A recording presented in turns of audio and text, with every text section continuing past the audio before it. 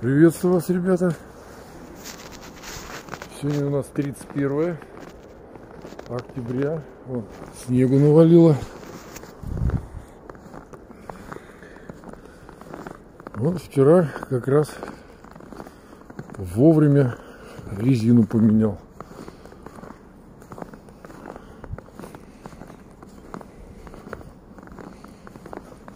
Так что сейчас вот жену отправим. Все, масло, резинку. Только колеса поставил передние, чуть не посмотрел. Неправильно. Ну ладно. Это колесо надо туда, а это обратно. Мы сделаем. Все, морозило. Надо навес. Но сейчас до навеса другими вещами там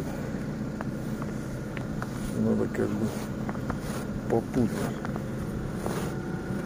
делать. А потом как заезжать так грузовикам, песок, щебенку возить. Так вот.